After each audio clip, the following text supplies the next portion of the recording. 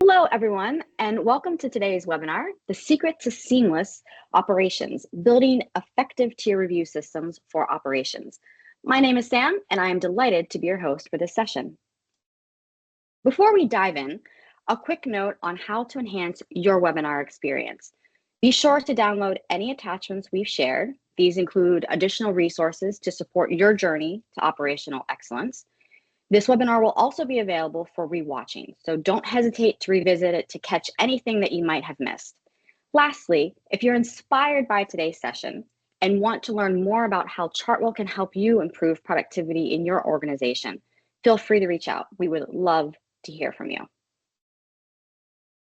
I am thrilled to introduce our three exceptional speakers joining us: Alex Williams, Angus Rowley, and Mihir Patwa, all consultants here at Chartwell. Together, they will bring insights from their expertise in building effective tiered review systems for operations teams. Without further ado, thank you for joining us, and let's get started. Brilliant. Thank you very much, Sam. So today, we're going to talk about the topic of tiered reviews and how well implemented these can be the cornerstone of a well-performing operation. We're going to start by introducing this framework. We'll discuss how it can be implemented and some of the nuances with getting success from your organization from a system like tiered reviews.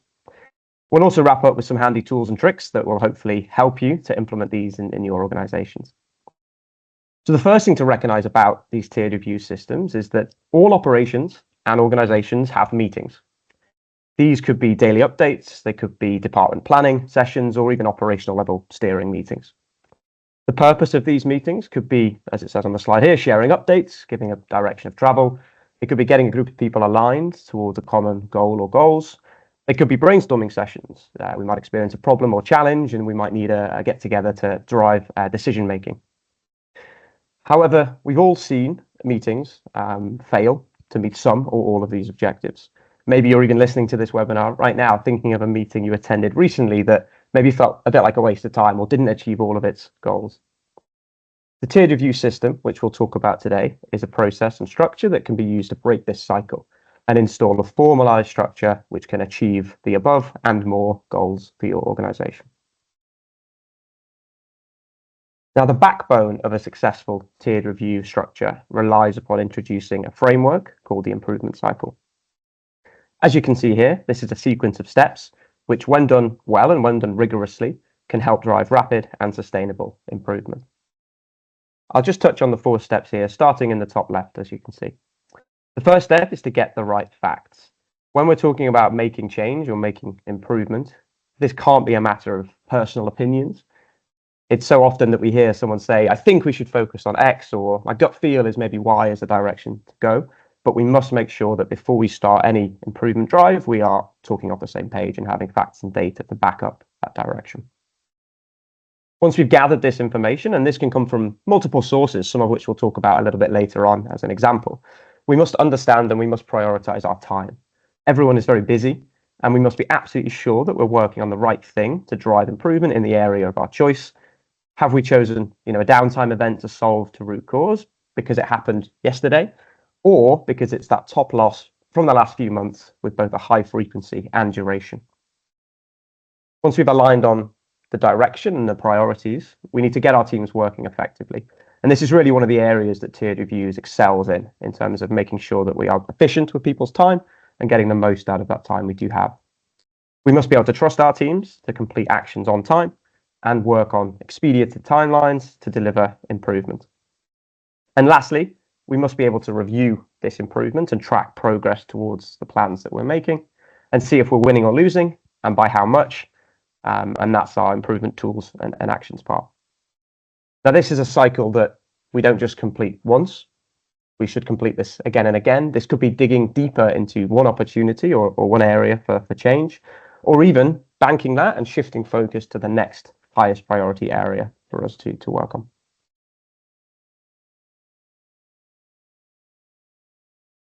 Yeah, so as Alex mentioned, I'm sure some of you have tiered reviews in your plants, or you at least know what tiered reviews are.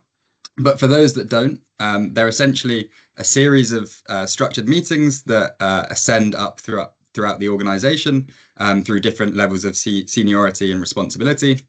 And the goal of these tiered reviews is to facilitate information transfer right the way from the shop floor all the way up to the senior level, typically focused on continuous improvement.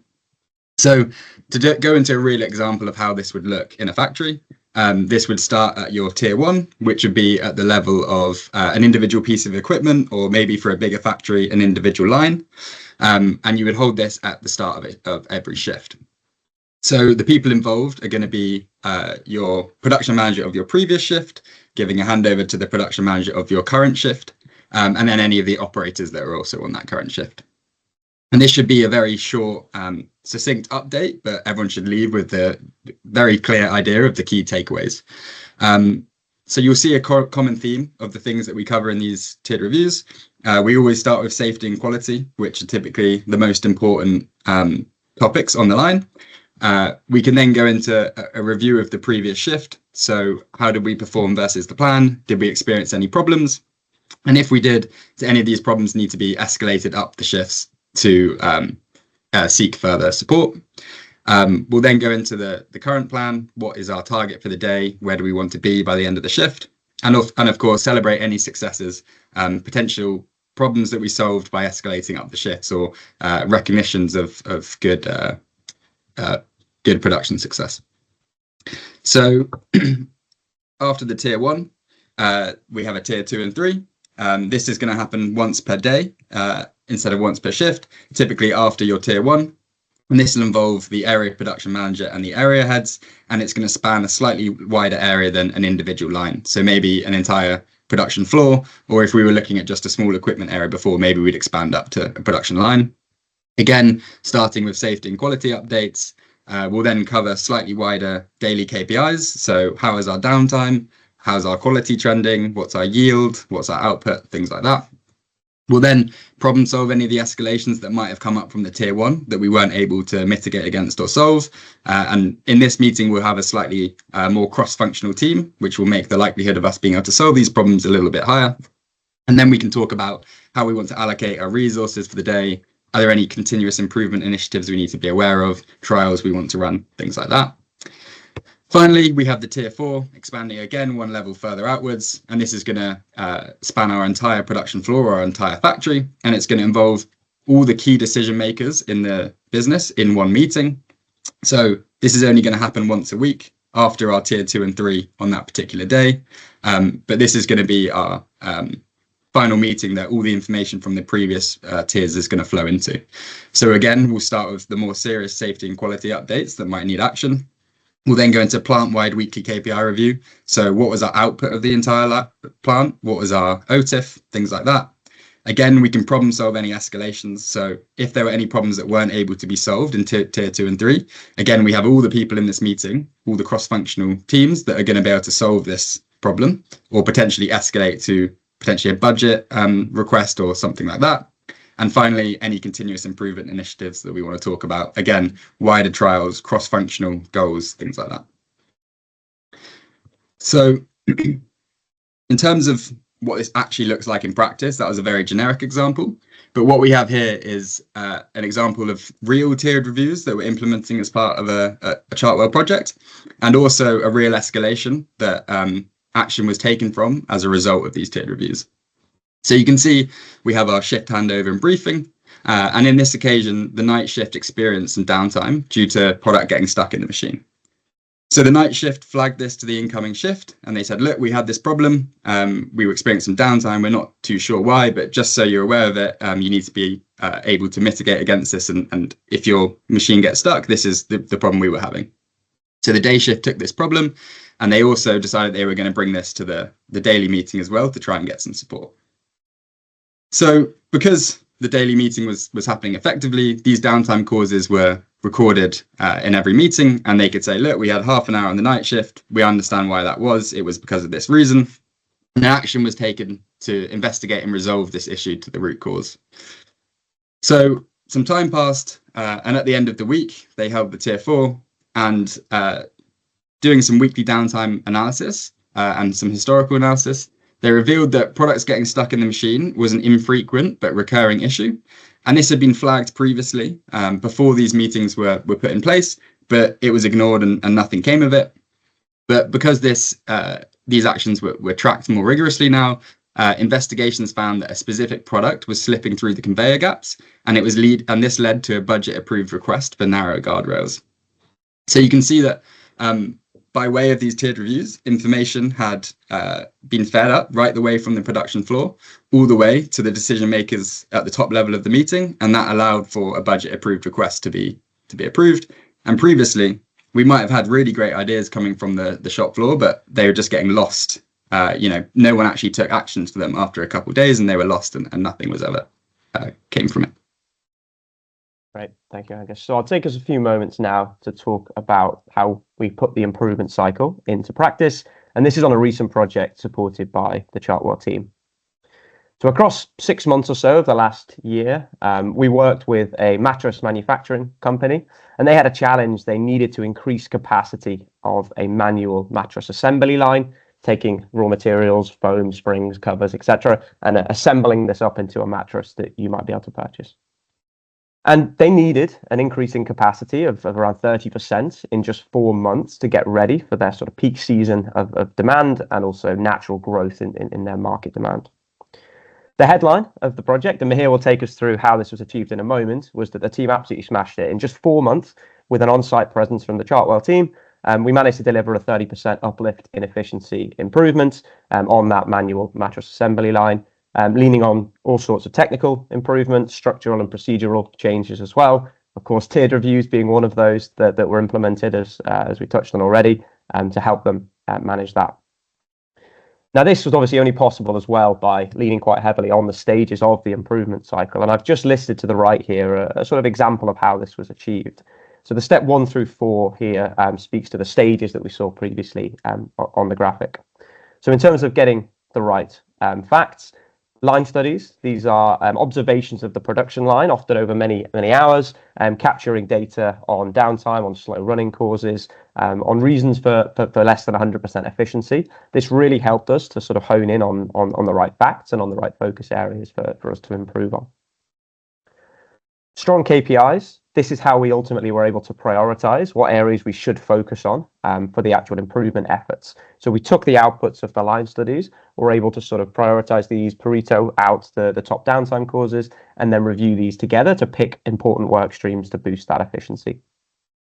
We used tiered reviews to ultimately get the teams across all levels of the organization, from the operatives on the line actually performing the assembly tasks, all the way through cross-functional teams with maintenance and supply chain support, through to the manager levels and ultimately the decision makers on the site, to make sure that we were taking action quickly and getting people working together well.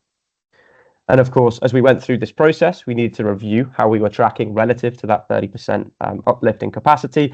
So we created lots of custom dashboards and metrics, which we ran for the project and ultimately handed over to the team, along with a sort of suite of trainings to upskill that group to make sure they could continue to drive change going forwards. So Mihir now is going to take us through an example of how this was done in some more detail. Thank you, Alex. So, as mentioned, we want to go through an example of sort of the key opportunity we used to drive this efficiency improvement and how the improvement cycle and tiered reviews were central to making this happen. So, the first step of the improvement cycle is getting the right facts. And to do that, we needed to combine the historic data from the site and line study data to identify our top downtime causes. And this is because downtime was the largest loss. It was accounting for 45% of all of our running time. And as the biggest loss in time, this is where we wanted to focus our attention. This downtime was broken down, and the top cause for downtime was actually changeovers. This caused 12% of total. This took up 12% of total time, and this is where we focused our improvement efforts. The further line studies were done to kind of understand this changeover process step by step, and what we were able to pull together was a breakdown of this changeover and the key people involved and what they're doing during this changeover process.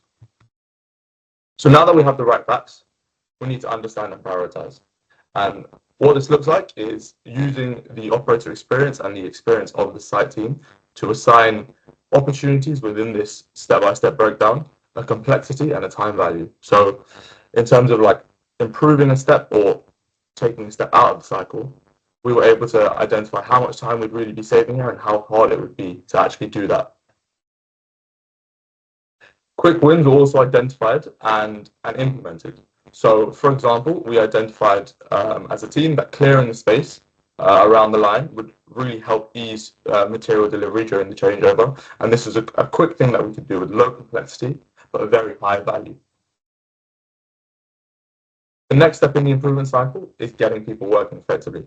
And this is where tiered reviews come into play.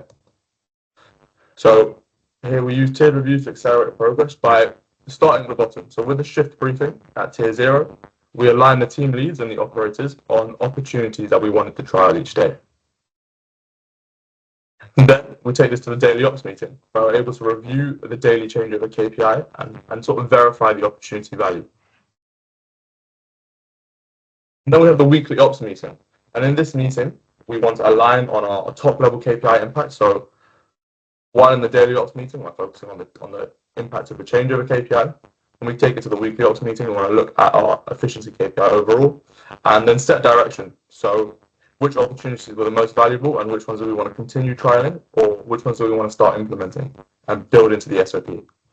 And from this meeting, we set direction via the management team. We then come on to improvement tools and actions. So a script was developed which lays out all of the required actions from key operators during the changeover. So the first script that we made, it represents the current improved changeover cycle using best observed times for each step to give a target to achieve. The script was then rolled out to all operators and followed for each changeover. So we have the team leads walking alongside the line, timing each step in, sort of understanding our execution losses for each of these steps. We then iterated the improvement cycle here, and we used tiered reviews to sort of feed improvement ideas up through the tiers from the shop floor and from the operators all the way up to management. And the team then took ownership for this script and iterated it using that improvement cycle. So getting new facts and data from the line and feeding up the chain and implementing it. And by doing this, we're able to reduce the theoretical changeover time by a further 48%. And we were able to get a new script, which had a theoretical changeover time of just 3 minutes. And what we were able to do from this is we had 3 iterations of the script, and we were able to decrease our average changeover time by 66%. And you can see the impact of each iteration of the script on this KPI. And overall, this changeover decrease of 66% was translated to an efficiency increase of from 30% to 45%.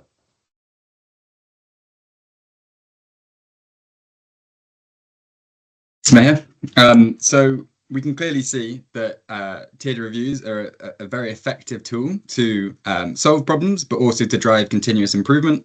But unfortunately, this isn't just a shiny tool or a shiny new machine that we can plug in and it's going to solve all our problems.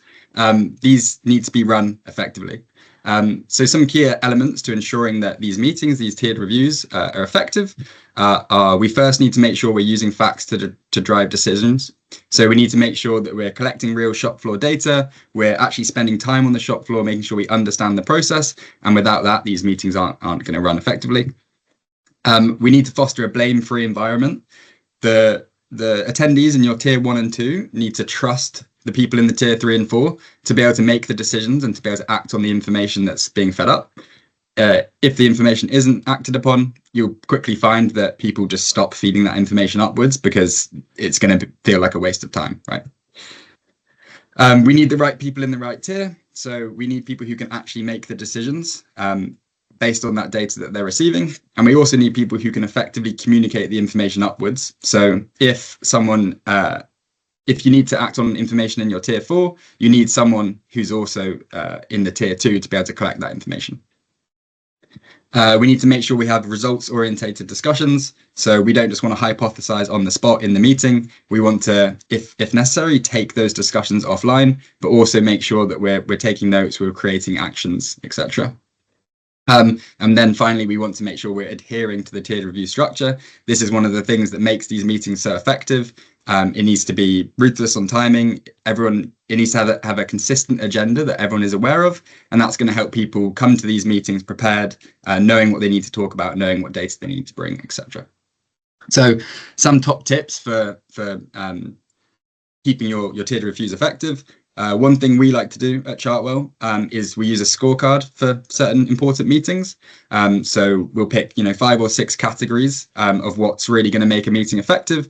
And after each meeting, we will score that on a quantitative basis to make sure that it's remaining at a high standard, or if not, it's continuously improving after every meeting to meet that standard.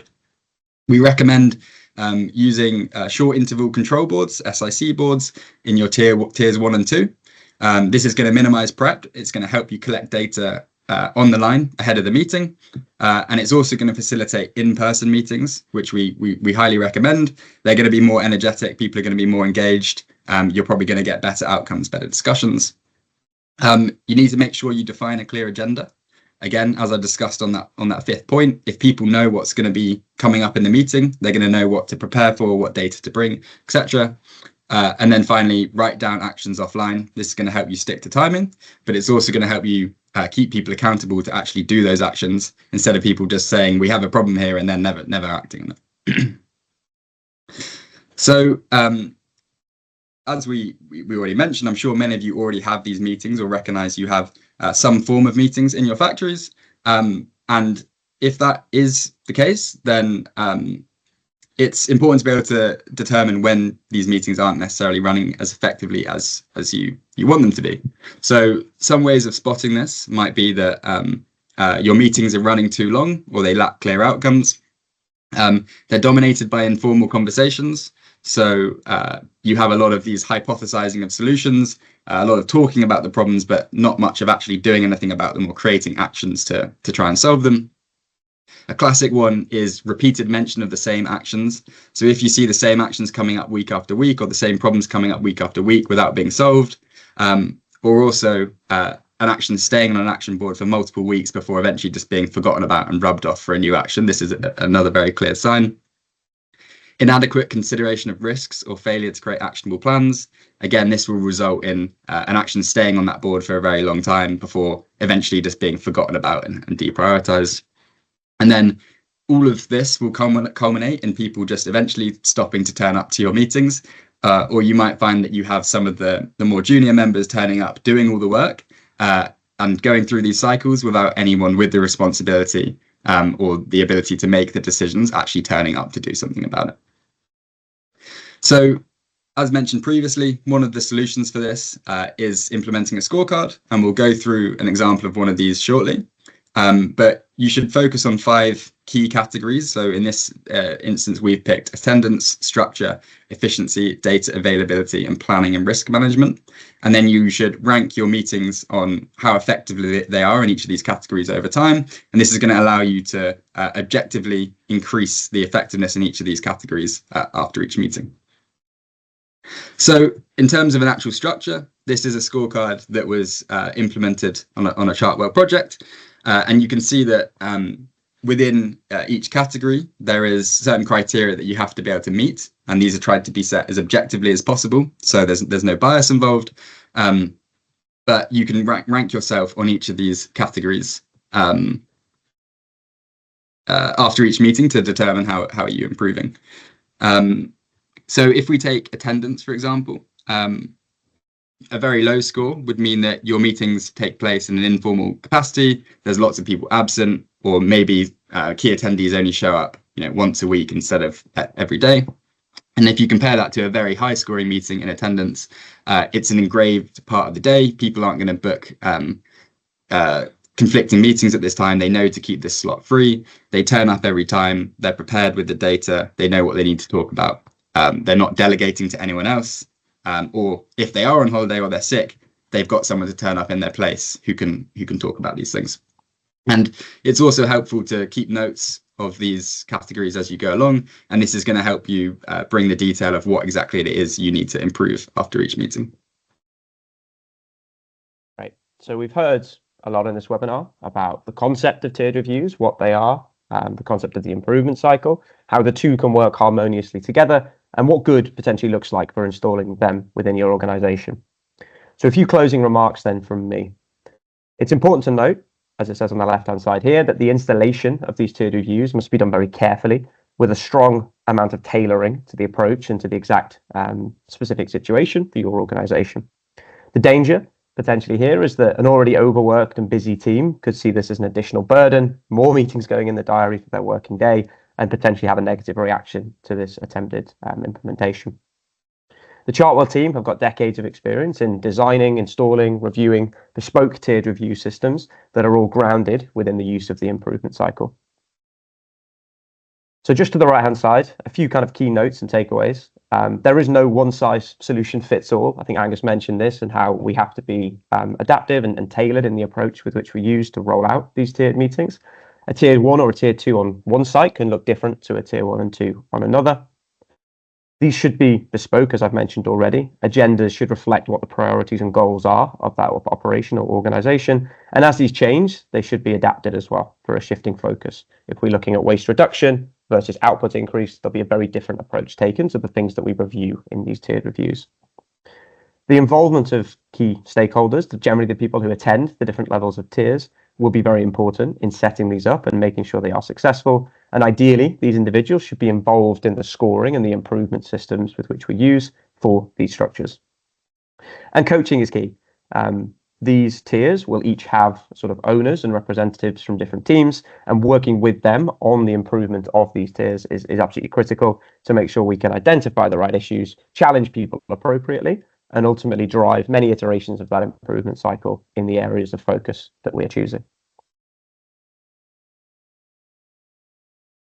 So thank you for taking the time to get this far into our webinar, and I hope you found some of these discussions useful and applicable for your organization. Let me just address now then what some of your next steps could be. Firstly, what could you do in the next week? Well, I think it's important to review what your current meeting structures are like for the team and what you use to drive performance in your operations at the moment, and do a comparison with how this compares with tiered reviews and the goals and aims of that structure. I think it's important to perform an honest appraisal of the effectiveness of that structure that you're using, and potentially consider even using the scorecard system Angus talked about for doing this. This will allow you to identify if there are any gaps or things that could be improved upon to work on over the next period of time. Speaking to that, what about the next month? What could you do in that period of time? I would suggest working with the owners of the different structures and meetings that you do have in place, using the scorecard system perhaps to identify how you could improve those and bring them more in line if they're not already with the tiered review structure. And I would also encourage you to look for maybe 2 or 3 examples of using the improvement cycle that could be demonstrated through these tiered review meetings. This could be maybe things Mahir's already alluded to. Maybe your changeover time has been getting worse over time. Maybe you've got downtime events that you're looking to try and solve. Demonstrating this improvement cycle and then building that into your tiered review meetings will be a really important thing to do. What about 3 months away then? So by this point, I hope you'd have had the chance to maybe try and implement these tiered review structures. And I think it's important then to sort of continually reflect on whether they are delivering the aims that you are wanting, and that if you're feeling a sense of a difference in the operation compared to what will be 3 months back from there. And also, if that has been successful, I would encourage you to roll this out across other lines and other sites and try and embed this as a way of working within your teams. Thank you so much, Alex. I appreciate you taking the time and everyone else on the call. We actually do have a few minutes for questions, so I'd love to pull that from the audience. So just give me a moment here. It looks like the first question that we have is, what are the common mistakes companies make when setting up tiered reviews? Yeah, I'm happy to take this one. So I think aside from some of the things mentioned with the key elements we need, like a structured agenda, we need results, data-driven facts and data coming into these meetings. I think one of the other common problems is not having people in place to hold people accountable for these meetings. So an example of this is in your tier 2, you need to be able to point to why you're having downtime, where you're having downtime, etc. And if the production manager holding that daily meeting isn't constantly asking whoever's running the tier 1 for that information, it's just not going to be collected. And the reason your production manager is going to be wanting that information is because the person in the tier above is probably asking them for the information for the weekly review. So I think you really need someone from the very top driving that accountability all the way down to the shop floor. Otherwise, you're going to quickly see that the information is just not going to be collected and it's not going to be fed up, and you're not going to be able to do this whole continuous improvement cycle that we've been talking about. Oh, great, thank you. We have another one here that is, what's the best way to ensure decisions are made, not just discussed? I can take this one. I think decision making and essentially like implementing change can be driven using the improvement cycle. So especially steps 1 and 2. So by making our decisions based on facts and data and not just opinions, we have the backing to support any key decisions, and we'll understand the intended impact of those decisions.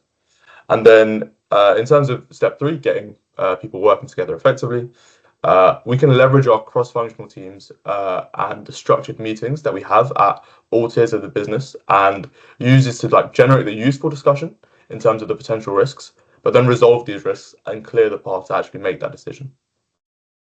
Oh, perfect. And I think we actually have time for one last question, and we could probably all relate to this, is how do you prevent tiered reviews receiving a bad reaction when you go to install them? Because we've already have meetings that everyone and everyone is busy. To take the final one. It's a really good question, and I think this is a very easy trap that we can fall into when you're looking to build a new system within an existing sort of operations framework. Your team are, as you said, Sam, likely to already be busy, lots of competing priorities, and bringing this in could be met with a bit of resistance. Why is there more meetings that are going in the diary? And I think this is a point of sort of diversion, which we need to clear up as to what the exact purpose is of this effort and why a change is required. Most operations and organizations I've worked with in my Chartwell career already have more meetings than they need, but often these are not achieving the right goals, and the default has been to put more in to try and unplug that gap. I've seen meetings that require prep meetings in advance, and then we need another one to talk about the outcome of a different department because they weren't present. And I think my recipe for success in this area, before we can deploy any of this, we need to design it. And that should be done with the key stakeholders, generally sort of department leads or the different tiers, different individuals, to try and emphasize the benefits of this new system. What it will remove as well, I would expect that by bringing in tiered reviews, we can take out meetings that currently exist. And we should also emphasize our openness to want to improve this system. And it is not a sort of diktat that we are bringing in without need or want for changing it. We've mentioned about strict governance rules throughout this presentation, and I think that is key. If our tier 1 is taking more than 15 minutes, it is not a successful tier 1, and we need to look at why that is and how we can be much sharper with our time. People will value this, of course, and it won't become a sort of bleed on their day in terms of how much time we're taking. The scorecarding system should be a sort of absolute cornerstone of doing this well.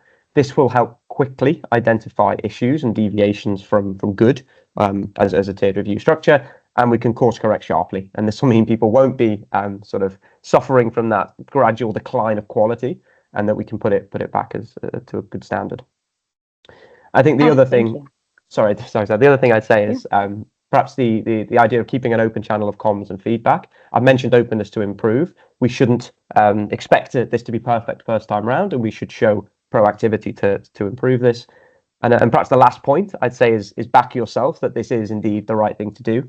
These tiered reviews have worked countless times on projects we've supported. So have that conviction to make that change, because it will definitely provide value for you. Perfect. Thank you so much. Thank you, Alex, Mihir, Angus. It was wonderful to listen to all of you and your expertise on tiered review structures. Thank you for everyone who attended today. As I mentioned, this is recorded, and we will be able to rewatch it and download any additional materials on our website. Thanks so much and have a great day.